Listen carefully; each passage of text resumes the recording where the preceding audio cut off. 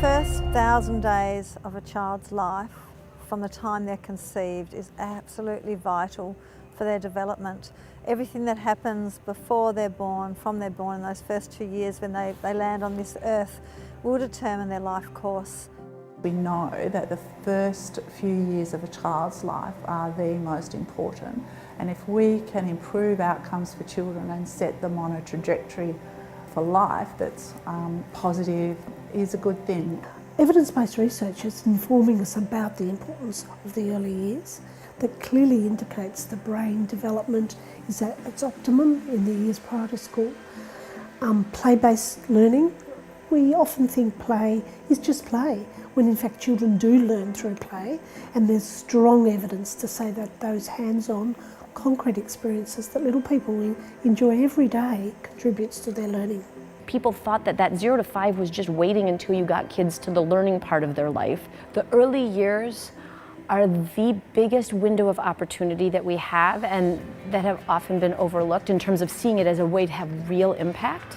The years prior to school are the most critical period of a child's development. So to have a commitment from pregnancy through to 4 is really important, so that we can gain an understanding and a heightened awareness of the importance of the early years, and that what happens for children prior to going to school plays such a significant role in their lives.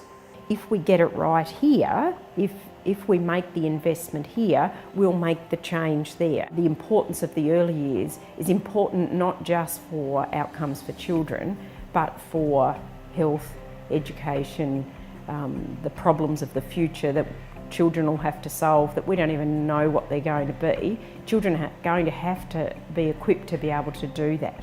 We cannot ignore the extensive research of what we know that's been coming out for the past 20 years about the absolute crucialness of how we support children and families in the early years. If we're not supporting, parents from the time they conceive their child, and even before that, then we're missing the boat.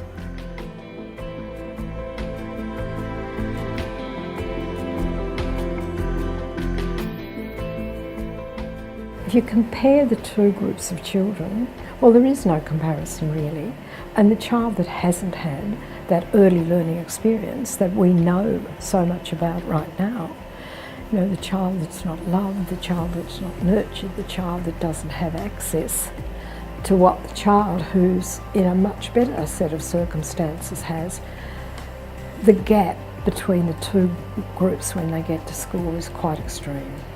So we need to step in now that we know the research, now that we know the local situation.